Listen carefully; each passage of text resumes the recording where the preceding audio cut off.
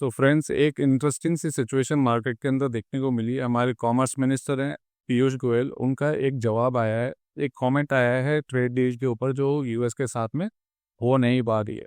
उन्होंने कुछ कहा है, स्क्रीन पर भी मैं दिखा देता हूँ। उन्होंने कुछ कहा है कि स्ट्रैटेजिक पार्टनरशिप हमारी जियोपॉलिटिक्स के ऊपर बहुत अच्छी चल रही है और सब कुछ टाइम के हिसाब से चल रहा है।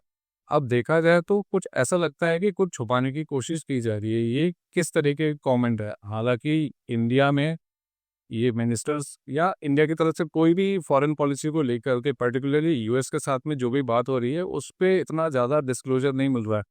और बीच में अगर मिनिस्टर आकर के इस तरीके की बात कहते हैं तो कुछ ऐसा लगता है कि कुछ छुपाने की कोशिश की जा रही है। कोई यूएस की तरफ से डांट पड़ी है, उन्होंने किसी भी तरीके से शायद उन्होंने स्ट्रिक्ट अपना स्टांस दिखाया है और यहाँ पर मिनिस्टर को आकर के एक अच्छी अच्छी बात करनी पड़ी है, ताकि यूएस का कुछ भी अगर अग्रेशन देखने को मिल रहा है behind the bars, behind the scene, अगर हमको ऐसा कुछ मिलने वाला है जिसके ऊपर इंडिया को थ्रेटन किया जा रहा है, तो मिनिस्टर ने आकर के कुछ कूल डाउन करने की कोशिश की है और कहा है कि चीज़ें हमारे कंट्रोल में हैं और एडवांस स्टेज पर ये ट्रेड डील की बातें चल रही हैं। अब कुछ रेलेवेंस नहीं बन रहा। आपको ट्रेड डील करनी है तो कर लीजिए, होने के बाद बता दीजिए। अभी तक तो आपने कुछ बताया नहीं है और सडनली एकदम से मिनिस्टर आकर भी कुछ कहता है। ट्रेड डील हुई नहीं है, बस अच्छी बात कह देते हैं, तो कुछ समझ में नहीं आता। ये कुछ ऐसे हुआ कि आपका कोई फ्रेंड है जिसके साथ में थोड़ा बहुत डिस्प्यूट चल रहा है और अब वो आपकी तारीफ करने लग जाए कि आप तो मेरे बहुत बड़े फ्रेंड हो, चार लोगों के सामने पढ़ाई करने लग जाते, यानी ऐसा लगता है कि दाल में कुछ काला है। सो एनीवेज, हो सकता है मैं ओवर रीड कर रहा हूँ सिचुएशन को, चीज़ें कुछ ऐसी ही हैं। और अगर ट्रेड डील इंडिया की प्लानिंग के हिसाब से नहीं होती है तो इंडिया को थोड़ा सा, मुझे लगता है कि ज़रूरत से ज़्यादा नुकसान होगा। उसको मैंने एक्सप्लेन करने की कोशिश की है और उस पर बात कर लेते हैं। देखिए, ट्रेड डील होना इंडिया की डिमांड नहीं थी, ये यूएस की डिमांड। ट्रेड डील होना इंडिया के ऊपर थोपा जा रहा है और वो चीज़ इंडिया ने बहुत ब्यूटीफुली अभी तक मैनेज कर ली है।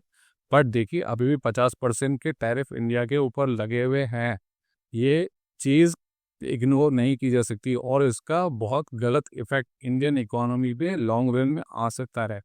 कोशिश की जा रही है हर एक तरीके से, आरबीआई की तरफ से रेट कट करना, अलग अलग डील्स अलग अलग नेशंस के साथ में की जा रही है। पर देखिए, यूएस को एलिमिनेट नहीं किया जा सकता। यूएस का मार्केट बहुत बड़ा है, पूरी दुनिया एक तरफ और यूएस का मार्केट एक तरफ। उसी को एक्सप्लेन करने के लिए बहुत इजी टू अंडरस्टैंड लैंग्वेज में मैंने ये पोस्ट डाला था, तो उसका एक छोटा सा रिकैप मैं आपको बता देता हूँ यहाँ पर क्या हो रहा है और आसान भाषा में समझा देता हूँ कि एग्जैक्टली ये सिचुएशन है क्या, कौन सी इंडस्ट्री, कौन सी कंपनीज इससे इम्पैक्ट हो सकती है, उस पर फटाफट बात करके देख लेते हैं।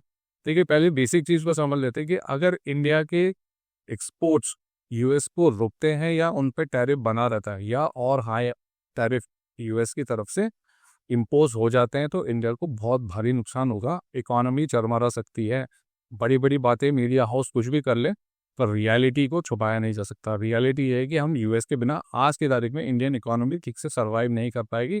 उसका सब्स्टिट्यूट फ्यूचर में ढूंढा जाएगा, बट आज की तारीख में सर्वाइवल पे निशान खड़ा हो जाएगा और इंडिया वो अफोर्ड नहीं कर सकता है। आज जो मिनिस्टर का स्टेटमेंट आया है वो कुछ ऐसा ही लगता है कि उसको कूल डाउन करने की कोशिश हो रही है। हालांकि इसको फ्रंट मीडिया तो कह रहा है कि बहुत बढ़िया से डील होने वाली, बट मेरी रीडिंग कुछ अलग सी है। मैं बिहाइंड दी सीन क्या हो रहा है उसको, उसके ऊपर थोड़ा सा कयास लगाने की कोशिश कर रहा हूँ। सो एनीवेज, डील होगी, नहीं होगी, कब होगी, वी डोंट नो। अब अपनी सिचुएशन में बात कर लेते हैं कि एग्जैक्टली एज एन इन्वेस्टर और ट्रेडर मार्केट में इसका कैसे रिलेवेंस हम निकाल सकते हैं, उसकी बात कर लेते हैं। शॉर्ट टर्म, बिल्कुल शॉर्ट में समझा देता हूँ। देखिए, मार्केट में जो भी पैसा है, पूरी इकोनॉमी में जो भी पैसा है, वो एक नदी के तौर पर बहता है। एक्सपोर्ट्स होंगे तो हमें डॉलर्स के तौर पर इनकम मिलती है, मैन्युफैक्चरर पैसा कमाता है और यहाँ पर जो भी है उसके उन जो भी जॉब कर रहे हैं उनके घर में पैसा जाता है, जॉब क्रिएशन होता है। अगर टैरिफ्स बढ़ते हैं तो जो मैन्युफैक्चरर वहाँ पर सेल कर रहा है, जो एक्सपोर्टर यहाँ से सेल कर रहा है, उसका मार्जिन घटेगा, हो सकता है वो बेच ही ना पाए, अनवायबल उसके एक्सपोर्ट्स हो जाए। तो यहाँ पर मैन्युफैक्चरिंग के ऊपर बहुत गलत असर आ सकता है। यहाँ पे जो लोगों को जॉब मिल रही है उस पर बहुत गलत असर आ सकता है। और अगर ऐसी कंडीशन बनती है तो बहुत भारी मात्रा में ले ऑफ्स ऐसे मैन्युफैक्चरर को करना पड़ेगा, अपने सर्वाइवल के लिए मार्जिन्स को कट करना पड़ेगा और इसके अलावा उनके पास में कोई ऑप्शन ही नहीं बचेगा। ऐसी कंडीशन में हाउस होल्ड इनकम जो लोगों की है वो गिर जाएगी। लोगों की इनकम गिर जाने से, देखिए, बहुत बड़ा एम्प्लॉयमेंट एक्सपोर्ट्स के थ्रू हमारे नेशन में है। टेक्सटाइल बहुत बड़ा सेक्टर है, फार्मा बहुत बड़ा सेक्टर है, आईटी सर्विसेज जिस पे अभी तक कोई ठीक से क्लैरिटी नहीं मिली है, इस पर भी देखिए ट्रम्प के पास में ही कार्ड्स है, वो होल्ड्स द कार्ड्स, वो हमेशा बोलता है।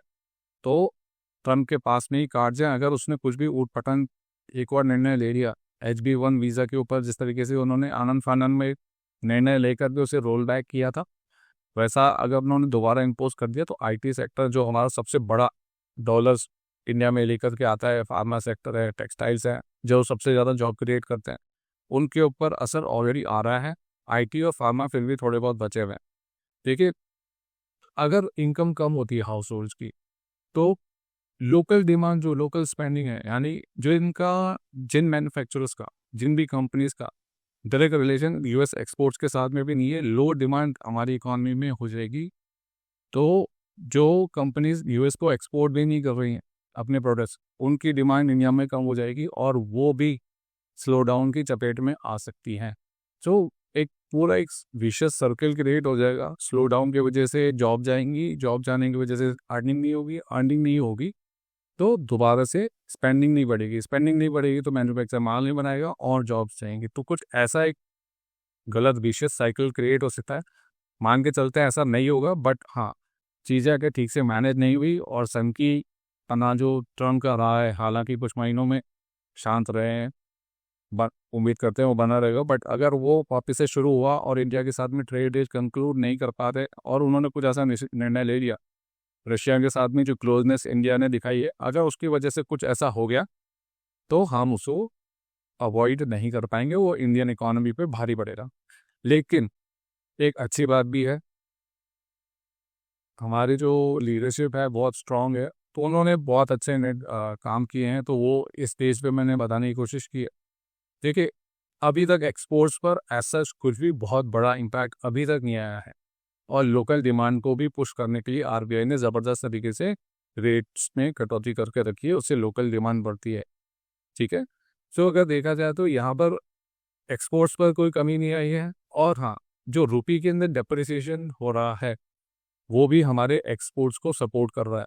एक तरफ देखा जाए तो पॉलिटिकली इसको क्रिटिसाइज किया जाता है, बट इस रुपये की डेप्रिसिएशन ने इंडियन एक्सपोर्ट्स को सपोर्ट किया है।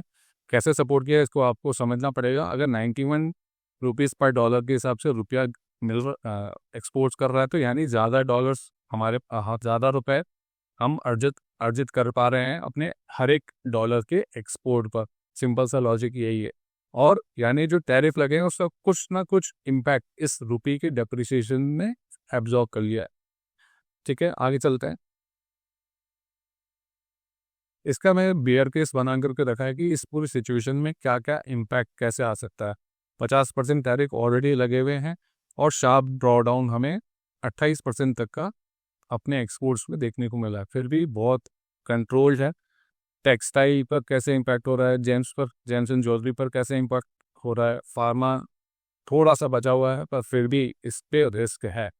ठीक है, आईटी सर्विसेज की जैसे मैंने ऑलरेडी बात की, और ऑटो पार्ट्स जो हमारे मेजर एक्सपोर्ट्स यूएस की तरफ होते हैं उसकी हमने बात की है। बुल केस मैंने इस पर ड्रॉ करके रखा है कि अगर ये ट्रेड डील 20% से कम में अगर इंडिया कंक्लूड कर लेता है तो कैसे इंडिया के लिए बढ़िया हो सकता है। यानी 20% का टैरिफ जो थोपा गया है वो इंडियन कंपनीज को अपने एक्सपोर्ट्स को लेकर के वायबल रखेगा, वो compete कर पाएंगे दूसरे ग्लोबल प्लेयर्स के साथ में। तो मुझे लगता है कि इसी चीज़ पर डील नहीं हो पा रही होगी। 25% पे शायद यूएस चाहता है और इंडिया 20% से नीचे लाने की कोशिश करेगा। समहाउ अगर 20% पे ट्रेड डील हो जाती है या उससे भी नीचे, तो इंडिया के लिए ज़बरदस्त मोमेंटम वाला मार्केट हमको देखने को मिलेगा। Main sectors pharma sector, IT sector और टेक्सटाइल सेक्टर होंगे जो सबसे पहले इम्पैक्ट होंगे। जेम्स एंड ज्वेलरी भी उनमें से है। ज़बरदस्त तेजी हमें इन सेक्टर्स में पर्टिकुलरली देखने को मिल सकती है, और ये ट्रेड डील मुझे लगता है जनवरी के मंथ में, मुझे क्यों लगता है क्योंकि मैं थोड़ा बहुत स्टडी करता रहता हूँ, हो सकता है मैं गलत हूँ टाइमलाइन को लेकर के, but impact on the market के हिसाब से देखा जाए तो ये 4 सेक्टर सबसे पहले भागेंगे और सबसे अच्छा परफॉर्म करेंगे। बट शर्त है कि 20% के आसपास या उससे भी कम के टैरिफ इंडिया के ऊपर इम्पोज हो। ये बिल्कुल सेक्युलर टैरिफ की बात कर रहा हूँ, हो सकता है कुछ एक सेक्टर्स पर टैरिफ ना भी हो। आईटी सर्विस पे मुझे नहीं लगता कि कोई इम्पैक्ट आने वाला है। अगर बात बिगड़ जाए तो बात अलग है, ठीक है।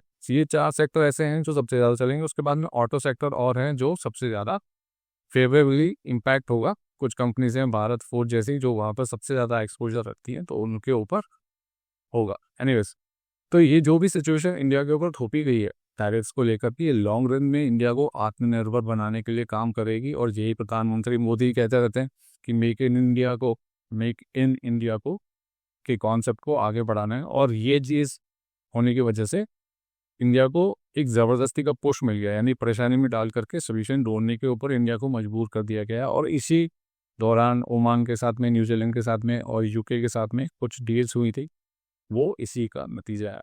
तो ये छोटा सा एनालिसिस है। मैंने अपना डिटेल एनालिसिस फार्मा और आईटी सेक्टर पे already on my total account आपके साथ में शेयर कर दिया है। If you want to see my total account, मैंने इसको ऑलरेडी शेयर कर दिया है, ठीक है।